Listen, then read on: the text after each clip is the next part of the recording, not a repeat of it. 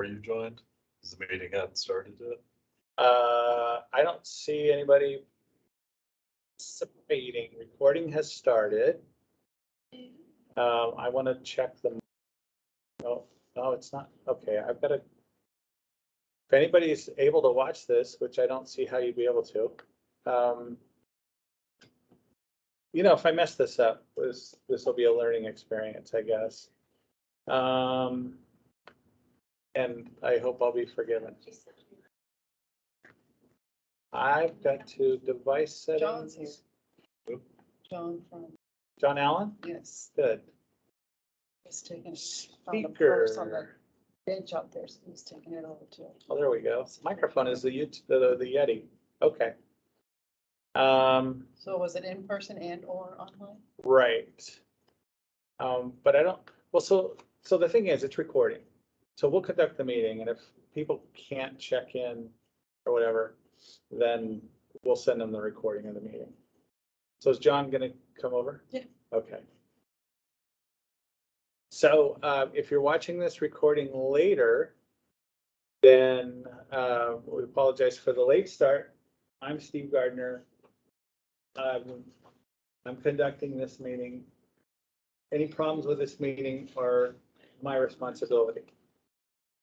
So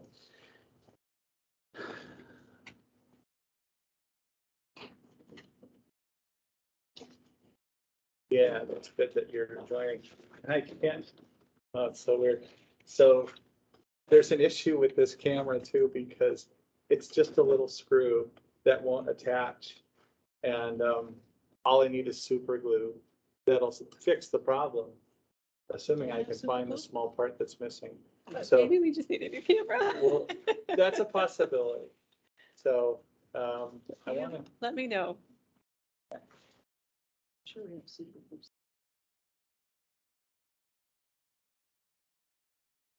Oh, that didn't help. Well, I wanted to wait for John, but We can wait. Yeah, we can wait. okay. Don't say anything that.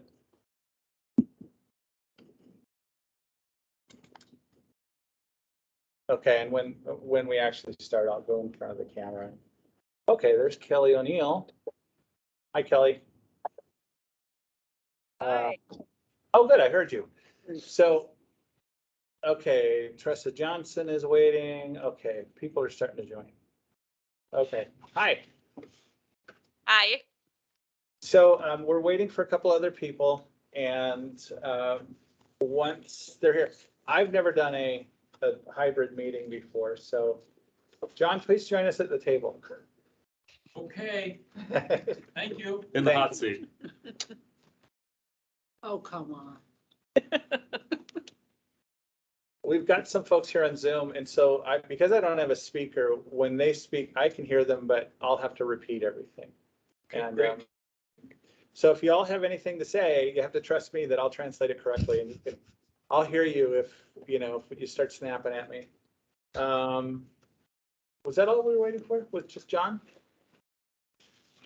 So, okay. I guess I won't share the screen this time. Hi, everybody. I'm Steve Gardner. I'm the Public Information Officer for Kitsap County. We're joined here by Paul Andrews, Kitsap County Auditor, Regina McCrae, who's the Kitsap County Elections Manager, Amy Epperle, who's the Kitsap County Election Supervisor, and John Allen here representing Hearing loss people. hearing loss people. We have a very brief agenda. You should have received it, but when I say brief, in other words, they're just a few items. A welcome, going what's gone on since we last met.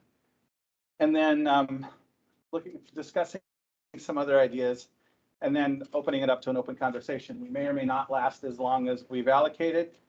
You should have received this draft report. Anybody here missing one that want one? And this is for you to make corrections on and let us know if there's anything that are corrections or suggestions about it. But what I'm going to do is I'm going to go over some of the 2021, 22 things that we've addressed, and then we're going to access the plan And we've got a few items that we want to discuss in some detail and if you're at home or wherever you are, if you're at your office, we look forward to hearing what you have to say. And like I say, I'll have to repeat it. This meeting is being recorded. So we'll send the recording out to everybody who couldn't attend. Okay. So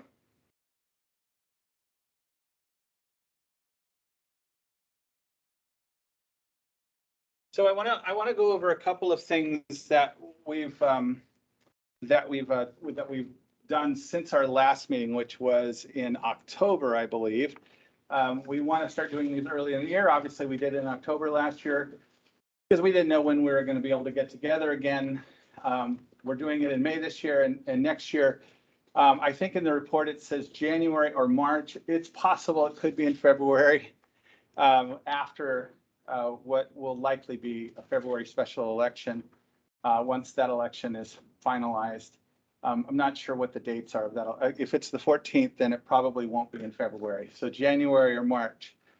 A couple of things that occurred since then. I was able to go visit with the Peninsula Council of the Blind and just get some feedback from them on what they wanted. And the one thing that came up right away was a Braille voters pamphlet. And so it was too late for the February special election, but we went ahead and we didn't know at the time that it was too late for the February special election. It takes time to get these produced. We had an 8-page tabloid local voters pamphlet, and we sent that off to be made into a Braille pamphlet. And this is what you have. And when I say tabloid, that's an important piece because that's the 11 by 17. This next selection, we have a 52-page pamphlet is what it's looking like, and it's going to be booklet style. So it's going to be about this size. So it's going to be, the pamphlet should be about 3 times the size of this, which I think is pretty workable from what I know. However, I will reach out to the Peninsula Council of the Blind and other organizations representing those with visual impairments and see if they think that's too big, if we should split it in half, and I'll talk to the companies that produce them. Also, in the second meeting I went with them, I demonstrated the use of the accessible voting unit that we have in our elections, in our vote centers, and that we have available 18 days before the election. As you'll see in the draft, the use of the accessible voting units has gone way down since 2012, where we used to have maybe 800 people use one during an election. We're now down to 0 and 1 and 2. And we still, I'd like to think it's because people have found it easy to vote at home. And I think that is one of the factors that people can access their ballot online. But I want to make sure that that's the case. It's not just people giving up on elections. So we're going to work on that as well. We have tried to improve on our live captioning of the videos we do. We do more videos than we used to, and we're paying more attention to the live captioning. I'm not perfect on that yet, but we're getting better.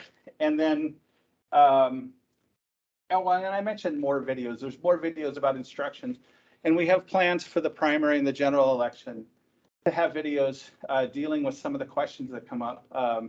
Maybe I'll wait until we actually release them before I, discuss some of the issues that will come up. But, they could be something like, what happens in a vote center. Could be, something about ballot pickup or signature check, those kind of things. We'll be addressing those. So, a few questions. I forgot one major point. Paul, did you want to address the group, address the room? No, sure, always. That's the right answer. This group is very important to us, and I appreciate your time being part of this because you bring a perspective to our office that we don't have. And I hate using the words, we don't know what we don't know, but it's very true. And we find ourselves saying that more as we start dealing with different aspects of elections. And one of the things that we will be talking about a little bit more are those AVUs, those accessible voting units, and how we can better utilize them in our space for being able to provide that voting service during that 18-day window before we open up our vote centers on that weekend before election day, where we have full service vote centers. We have this unit set up in the office, and trying to understand from the perspective of those that use it, what is the best way to configure it? What is the best way to present it in a way that is inviting, that doesn't feel like we're having to go above and beyond to accommodate, because we want it to feel natural. We want it to be as simple as, somebody who comes to the counter and we hand them a ballot. We want your experience with an AVU to be that natural. So how can we create that kind of an experience? And that's what this group will help us understand, is how we can better interact more naturally with people that are needing, wanting that independence, but having to operate in a world that doesn't maybe have to have those same limitations or restrictions or things. And so for us to be able to, with your assistance, understand without inhibiting, their experience, without us having to ask them what would make this better. We rely on you for that. And so I thank you, because it truly does help and make a difference in everything that we're able to do in supporting, all of the community and with all of the different needs. So you all do bring something to this that we gain a lot out of. I just want to say thank you for that. So, yeah, and again, this is part of, I think when Paul said we don't know what we don't know, it was coming into my head at the same time. It's like, we don't know what we don't know. And so we don't know if people know about the accessible voting units. They don't, I mean, I would assume because we used to get 800 people voting using them before, they must know that we have something available. But, to understand why the numbers have gone down, it would be good to know. And whatever it is, doesn't matter. We'll continue to provide that service. We'll continue to provide those units. They're at every vote center, and we have them here 18 days before the election. Well, and even like you're saying, though, maybe they are finding other services that we are offering now, and they don't need those ADUs. Understanding that helps us understand how we might be able to enhance the experience that they now do rely on, using downloadable ballots or whatever. And there might be other options that we have that we can enhance, because we understand that that's where our market has moved to, that they've moved away from the machine because they don't need to come down here to do that. We've provided them with an interface that they're able to work with, but maybe we could make that experience better because of something that we can do on our end. And so understanding how is this happening? Like I asked Steve this morning, and we don't have a representative here at this point, but somebody representing people that are blind, is how do they know that the vote that they've cast was the vote they intended to cast?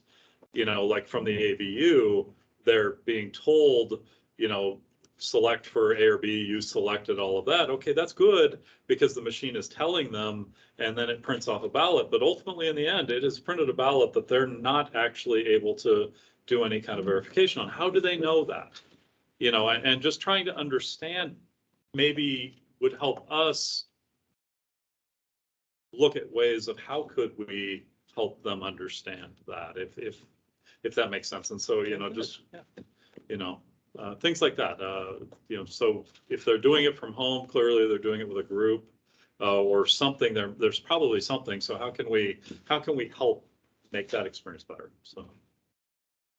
So another issue that Paul and I were discussing this morning had to deal with signature verification. And I don't know if you want to talk about that, but there are future possibilities. It's one of the issues with signature verification, especially as our population ages, is the changing signatures. Now I don't know if you know this, the people that get flagged the most for signatures that don't match are actually younger. And it's because they're changing, they haven't finalized their signature yet. So that is an issue. But also when people get injured, or just the result of some of the things that happen when we age, the signatures change over time and become less clear.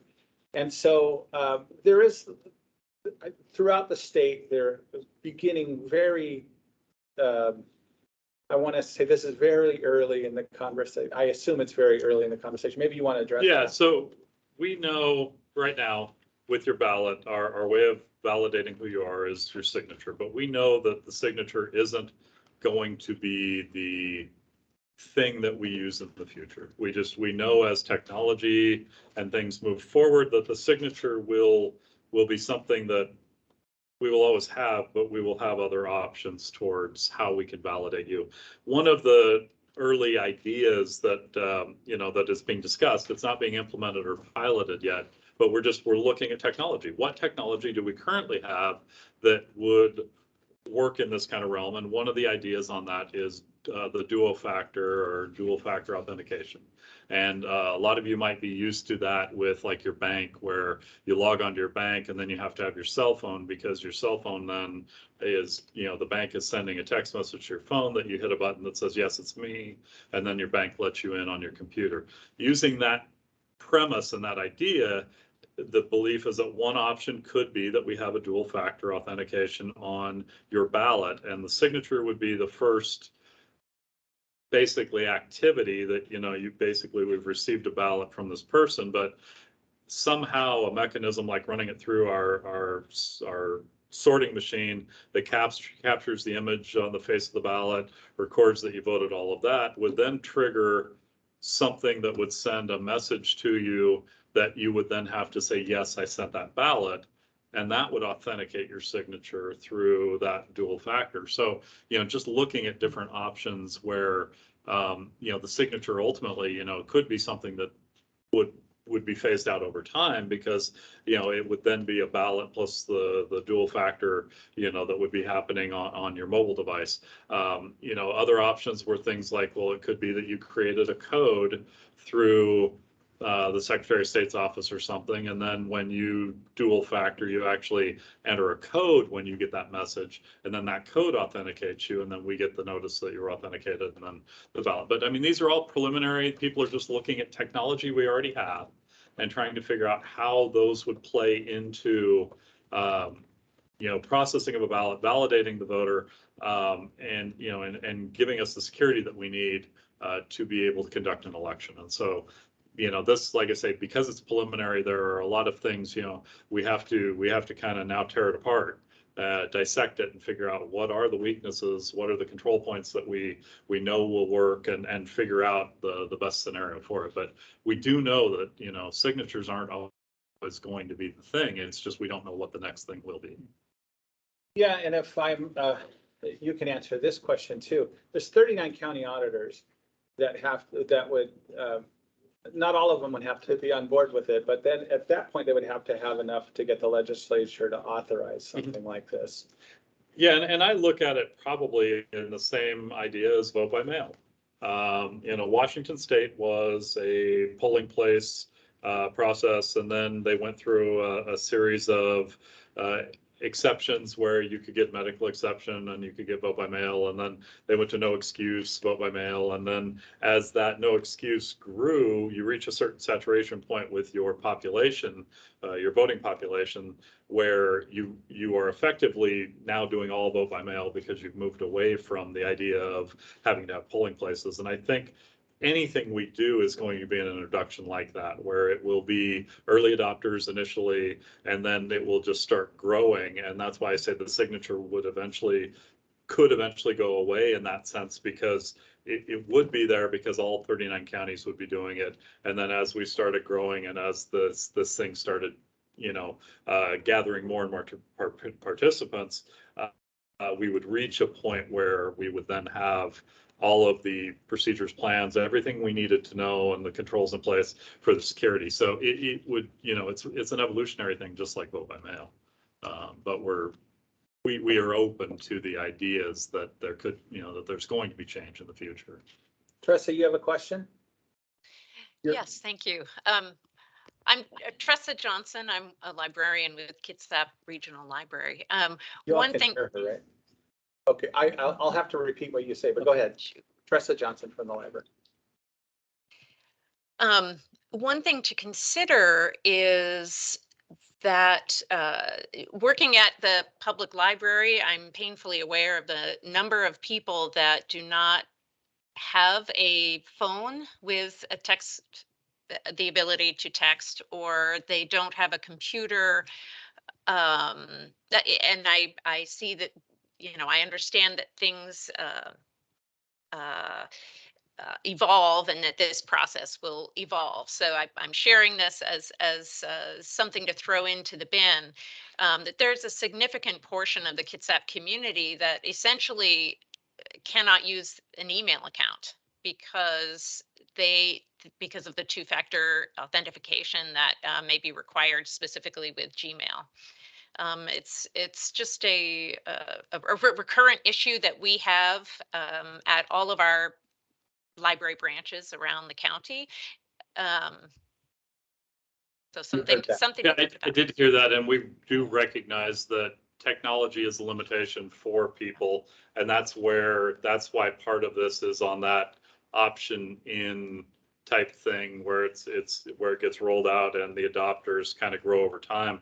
But the other thing that we do know also is that 95% of people do have internet access and smartphones from a national survey of things. So there are more people that really do have the ability, but maybe don't want to use the technology either. And, that's another set of the population that we have to deal with, is that those people that could do it, but don't want to because of whatever their belief or issue might be. But the numbers do support that, the internet and smartphones are growing in the population, that more and more people are having them. So as we're looking at this, we're not talking about something that's going to happen next year or even 2 years out, because these are all this is still kind of in that brainstorming session of what is even possible. But technology is always going to be the argument for the limitation of how do we get around that. And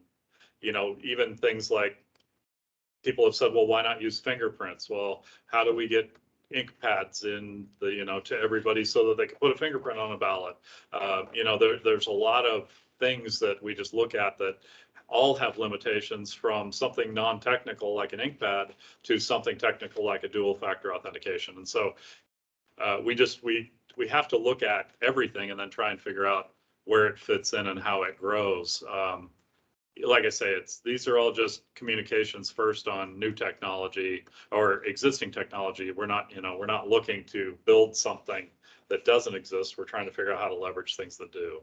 And Kelly, I see you have a question real quick. I just want to say real quick that, or that your hand is up. I don't know if it's a question, but I just want to say, when I first got here, we had a gentleman that called us the first time and came into the office the next time. And he was somebody who had an injury, and his signature would be different every time.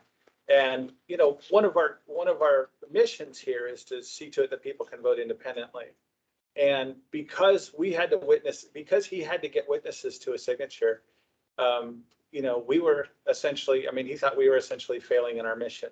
And we witnessed it one time, and his ballot was dropped off. He was pretty angry about it. And I don't want to say he didn't have reason, because technically he had to have somebody help him vote. And so as much as we can do to assist that, this is possibly, when if something like this gets implemented, it's something that could address that. And that gentleman, should he decide to, would have the option to do that. Kelly O'Neill, did you have a comment that you'd like to add? I saw your. Yeah, go ahead. I'm definitely going to have to repeat. Yeah, that's all right. I kind of had the same comment as Tressa. The other piece of it is when you've got folks who, like some of the folks that we provide support to, the other, I guess, piece to consider, in addition to just people not being able to afford the technology that's out there, for those reasons, not wanting to make it too complicated, I guess, to try and vote either, which especially can have an impact on you know, when I think about folks that are aging, like my parents, you know, the mail-in ballot's great because then they don't necessarily have to go somewhere, but they aren't necessarily technology savvy or have all of that in place. And so just, I guess, keeping in mind, not making things too complicated that would, you know, dissuade people, I guess, from voting. That's the only other comment that I wanted to make in addition to what Tressa said. Yeah, I can tell you from a personal level, I can sometimes be intimidated by technology. Maybe this Teams meeting is an example, but I got booted off of Facebook, and it wasn't for the same reason everybody else gets booted off of Facebook, you know, where somebody gets hacked or they post something that's not appropriate or that Facebook deems as inappropriate. I just logged in and out a couple of times, and I couldn't figure out how to answer the security questions that they had for me. And I thought I was done. I thought, you know, because they don't answer questions. As somebody I know posted recently, Facebook does not care about you.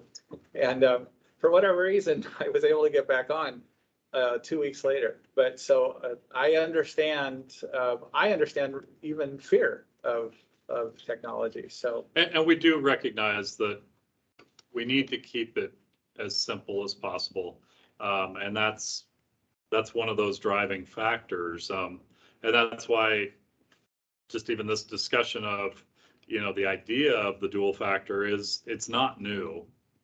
So it is something that's already been adopted in many areas of life. And yes, you will have a population that won't be using it. Signatures may never go away, but for those that would rather have, you know, the ability to do more, I see that, you know, that could be something. One of the things that they're talking about, more seriously talking about right now, is the idea that when you vote and we process your ballot, our system would send you a text message letting you know that your ballot's been received. And then, you know, that would be a service then that would be growing. The idea of probably sending a text message saying your ballot's been mailed. And then getting one, you know, that says we've received it back, and then getting another text message that says, you know, we've authenticated your signature and your ballot's being counted. And this would just be an interactive process. Again, it's not going to reach everybody because of the technology issue, you know, that some people might have. But for those, you know, that are utilizing phones with texting and all that, it would be another one of those things. Now, those are all services that are already available, where you can check on the status through VoteWa. But again, we are limiting who gets it because it's a technology thing. You have to have a computer with internet, or you have to go to the library. You know, but these are all things that we are growing, that people are finding a way to find those services, whether it's the accessibility community and the people that would normally have been coming into vote centers. They're finding that they can utilize those services from home, and they're, you know, and now we're trying to figure out how we can, you know, make those better things. And these are just all things that, you know, will help with our ability to communicate, but we won't lose that basic mission of you need to vote, and, you know, how can we accommodate that? There will always be a voting center, or in our case, there will always be 3 voting centers, because we added a new one for that accessibility purpose. The idea that a large portion of our county, right in the middle, was being underserved, and now we've got a center that is well equipped in size and capability there, that we can serve a good portion of the population. And so those people that don't have technology are able to come in. We can print them a ballot. They can get all of the literature that they need right there. They can cast the ballot and drop it off in a box, and they don't have to do anything more. We are trying to keep it simple. I've had so many years in IT, and the biggest thing I learned in all of that time was, if the system is too complicated, people won't use it.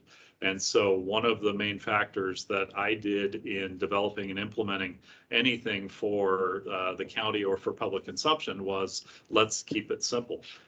Because the simpler it is, and, you know, the simpler the interface, the simpler your interactions, the more you're going to use it, the more you're going to like it. It'll get adopted, and then we can grow it from there. And, you know, that's exactly what will happen as we move forward. But, you know, baby steps. We're not going to get there tomorrow.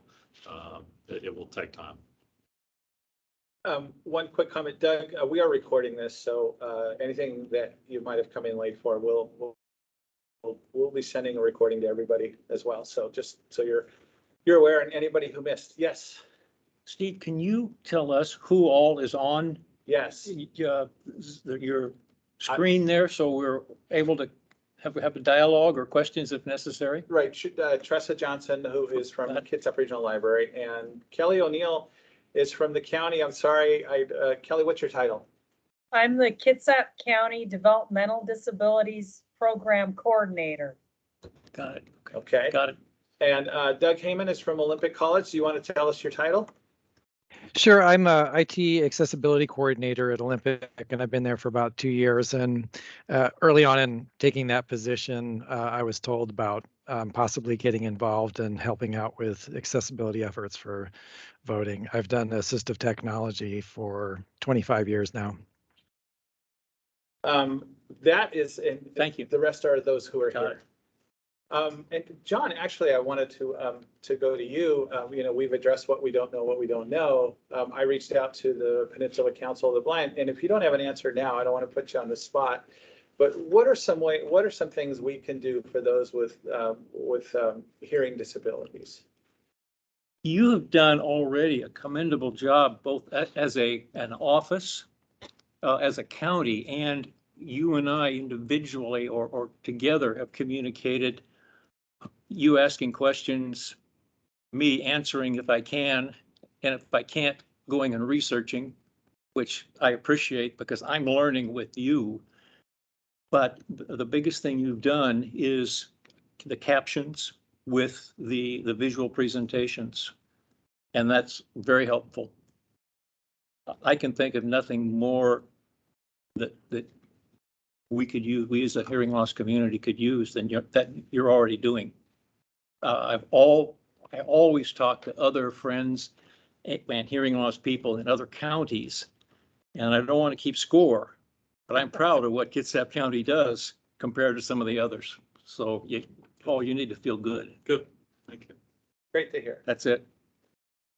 So does this is where, unless Paul, do you have anything else? I guess just with this committee here, because we do have representation from all the various groups, we do put a lot of emphasis in trying to live stream. Again, it uses technology, but it allows you into our office to participate in the public meetings that we have around elections and all of that, and adding, you know, the caption to it enhances that for everybody. But I guess my question would be, given what we already provide in videos, what kind of video, what would you be interested in seeing that we're not currently providing? What aspect of the election would be something that would help from a streaming perspective, whether it be in pieces over a period of the election, or whether it be something like the camera that we have that's always on in the ballot room? How could we bring you in more or provide that access? Because, you know, I don't know what might be of interest that you're not getting. One of the things about the live stream and the ballot room is because of all of the activity and the machines and all of that, we don't provide audio. And that was a decision that we made because of how that room can get noisy, and it would just be garbled and all of that. So it would create limitations for us. But there could be other videos or, you know, things that would be useful or helpful, informational, whatever it is. So I challenge the group from an interest level. What would your people be interested in being able to participate in that sense? You know, it's not active participation because they're watching, but what would they like to be able to see more of? Great question. Thank you. Live streaming or live videos, closed captioning and open captioning are three different subjects, if you will. Open captioning is when all viewers see a text on the screen. Closed captioning is only with the viewer's option to activate it. many viewers struggle with the keystrokes or the directions, whether it be on-screen icons, on how to get to closed captioning and make it activated. Even then, some of the technology programs provide font size, font color, font background. There are more choices. Getting back to Paul, what you said, keep it simple. If we in the hearing loss community could be the dictators, all videos would be open captioned. And I say that, one, selfishly, two, because there are some speakers, especially candidates that come from the community, that don't have very clear articulation. Language may not, or English may not be their first language. Open captioning would be very much a dream. So I offer that suggestion to you. The burden of that sometimes is that the people who do the open captioning are not careful where on the screen they locate it, and it can obscure a speaker's face or some key information. Like their title or something like that. Exactly, or like the Mariners score, and you've got the open captioning right across it. So it takes some expertise. I'm glad to help you with that. I'd love to help you, but that's. So it sounds like keep open captioning out of the lower third and we're probably okay, but not too high. Exactly, exactly. In common sense, some of your candidates like to have graphics on an easel beside them, and you don't want the captioning to cover that graphic because that's important to the speaker. Likewise, you don't want it across the speaker's face. So it takes some discerning. And is live captioning better than my cell phone in translating a voicemail? I sometimes I will read the message instead of listening to it. Yes, And I have to end up listening to it because I really can't figure out what it just told me they said. And again, that's another burden. Okay. The captioning facilities or your communication assistants sometimes don't recognize words and they come out scrambled. It's a challenge. It is. Tressa? I think it depends somewhat on the software that's being used for whatever program it is. The Zoom's live captioning software is much better than the telephone text that comes. I get my messages by text, and it's frequently inaccurate. I just want to underscore what you said about the helpfulness of open captioning. Having worked in the schools for many years with students who were communicated through American Sign Language, it took some effort to get open captioning on everything, and invariably all of the students, not all of the students, but a good portion of the students would exclaim at how helpful it was for them. The teacher preferred it. So I did just want to underscore that I do think that is a service that helps many, not only those with hearing loss. Right, there, yeah, to address, one of the things John said, some people don't speak clearly, and so having the captioning helps. I've done that in a movie. I've turned closed captioning on because I couldn't figure out what did they just say, and Yes. so I turn it on, back it up, and play it back through again. It's like, okay, not what I heard. Yeah. But Yeah, and I can vouch for the differences in abilities. I thought Facebook captured things pretty well, probably better than YouTube does. YouTube's easier to work with for other reasons, but the best thing I've seen is the Apple Watch. The Apple Watch captures things really well, but nobody's looking at those. So, okay. I echo and appreciate Tressa's comment that the captioning helps people beyond just those with hearing loss. Yep. It's a universal access. So I appreciate Tressa's comment. Let's see. So I'm going to ask the basic question. If you don't have an answer now, just consider this question open-ended. And that's for anybody watching the video too. What else can we do? Is there anything else you'd like to address in this room today?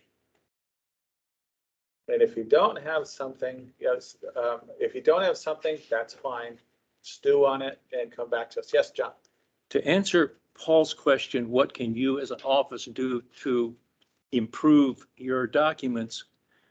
I don't know if you can do it, but a frustration that we have in our family and other citizens or voters have is a very standard line in some of the issues is the financial impact of this proposal is $10,000 or X dollars. That is absolutely meaningless. The financial impact is who's being impacted, where is it coming from, where is it going? In other words, that is a statement that just begs for questions. Yeah, there's, and you're talking about advisory votes. Advisory votes, yeah. And there's actually a lot of discussion around advisory votes. And there's talk about removing those from the ballot. Okay. They were an initiative that we got back in the, It's been a while. yeah, I was gonna say late 90s, early 2000s-ish, introduced by Tim Eyman. It had a purpose, but what we're finding is that the ballots are getting so much bigger with everything else happening, and that the advisory votes, they're not actually doing anything with. Okay. We are casting a vote, but really it's the advisory of what did the citizens think of an action that was already taken by the legislature. Okay. And so there's talk about removing that. Okay, great. Through a bill, but I understand what you mean, but yeah, who's impacted by that? Most of the time, those impacts are related to the state budget, as far as revenue coming or going out of the state budget, which ultimately plays into taxes and, and other fees. But that's usually where those impacts are. Got it. Understand. Yeah, on a local level, the time we mentioned fiscal impacts are when there's a property tax levy and it says $1.50 per whatever, and this is how much they're going to raise and that. So people still have to use a calculator to figure out how it's going to affect them. But that's kind of on a like I say, on a local level, that's how we use. And that tends to be understandable to us, the voters. It's that, again, as Paul pointed, that statement is, it's there and we don't know what significance there is. Yeah, a lot of times they're asking for your opinion on removing a fee for doing some kind of an action that is relatively unheard of. Right. Yes. And so, yeah, they've already taken action on it, but they have never reversed any decision they've made based on the vote of an advisory vote. Right. And that's where that was pointed out to them, and why do we really have this? Okay. And I think from my experience, the biggest questions that come up as a result of the advisory votes are, am I voting yes for the tax or no for the tax? If I vote, I can't remember how they're phrased. It confuses a lot of people. Absolutely. And there is a bill for clear language text, meaning they're trying to keep it simple, like we were saying earlier. There's a measure that will require the language to be very simple, that if you were saying that you support this or you're voting yes, what you're saying is. Then instead of using that double negative where a no actually means yes, there is legislation that's been introduced that will make that have to be clear language. And it also, in that language, they actually were also trying to write it down to a certain age reading levels too, so as to simplify it and not make it complex with just the dialogue that they're using. That's a good point. My question got us off the subject of voter access. That's more general. So Actually, No, but I it think is- this fits. It does fit, I think, for this group, because it is, we're talking about how we communicate with the voters, and knowing that there's legislation that is saying we need to communicate in clear and concise language that is at a level that everybody of a voting population can understand, I think is very appropriate Okay. for this. Okay, Kelly, your hand is up.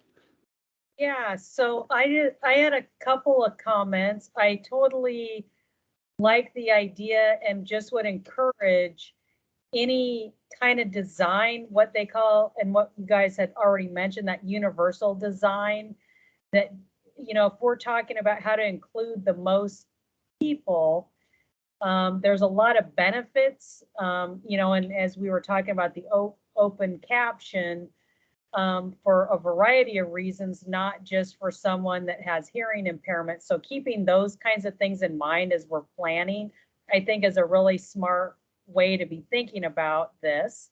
And then the second thing I just wanted to mention is I really appreciate on your guys' website where there's all the information about where those ballot boxes are going to be, where the AV voting units are going to be, because that's all information that I share with the folks that I support and put out there. And so I guess one question I have, usually what I do is I can go into your guys' website, I copy that, I put it onto a piece of paper. I usually, I can print that out, but I can also share it electronically.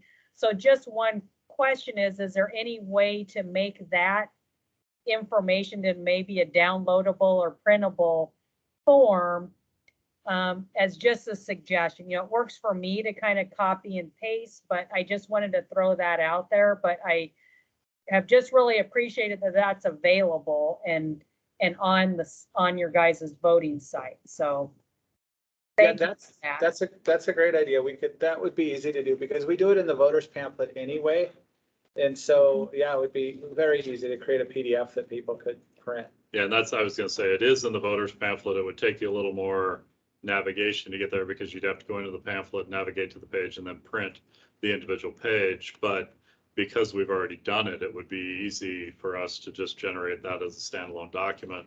Yeah, it can be on the ballot Dropbox Yeah. page. Yeah. Yeah, That's great. Awesome. Current Thank you, guys. Dropboxes for this election.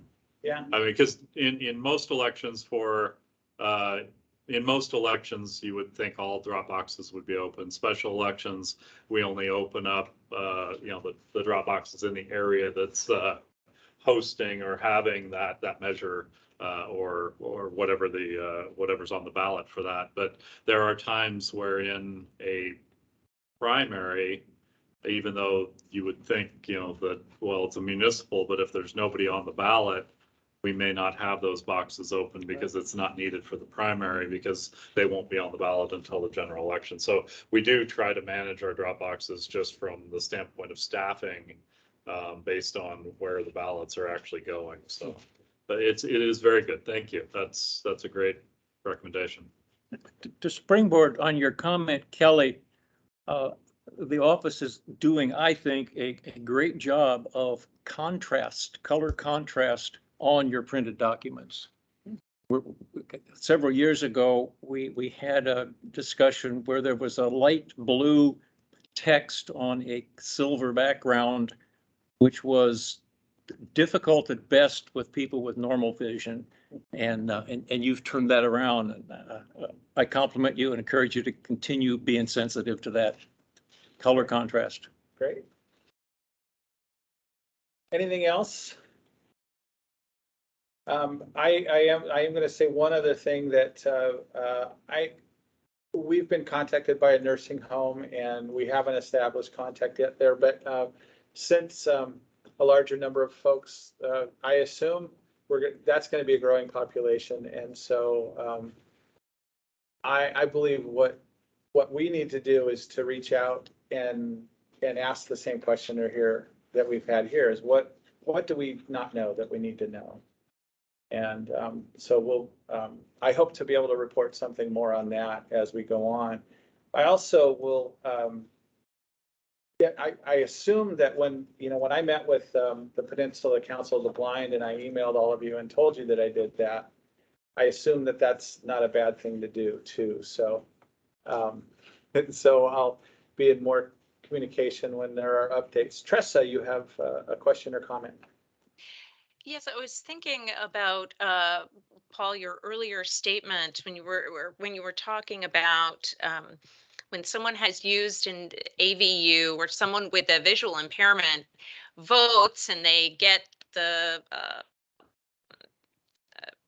receipt, so I'm losing the word, but how can they know that they voted correctly? And I'm wondering if it about a CCTV. Are you familiar with those, John? They are uh, super magnifiers. You have basically a camera that is shining down on a surface, and on that surface you put what you want to read, and then there's a monitor on which that item will appear. The monitor can change the colors, the magnification. I don't know if it would be helpful. I'm not a person with a visual impairment, but I am aware of their use. So I just to address one part of that. So on the screen itself, it can be magnified. If magnified, it could be, it can be, the font can be as big as essentially as you want it, or as is doable.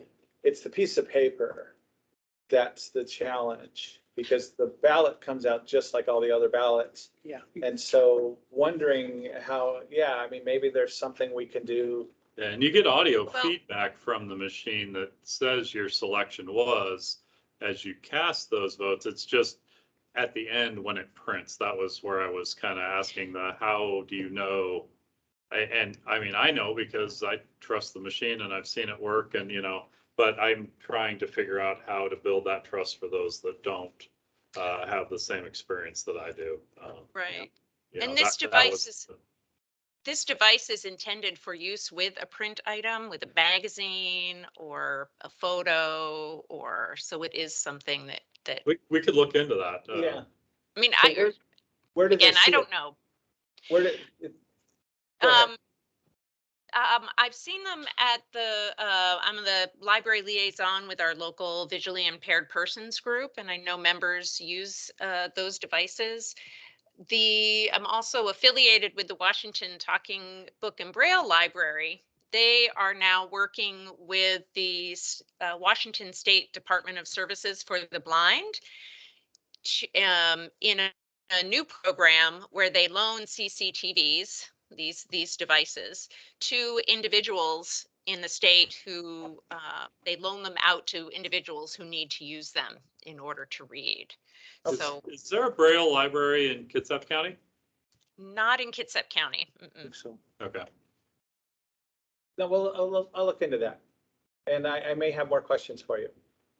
So, Well, the Peninsula group that you've worked with, they might have more information. I'm happy to do what I can, but yeah, what was interesting was I went out and I demonstrated an AVU, and one person actually, I had one person vote on it. We had a mock election. No one else was really interested in going and running through the process.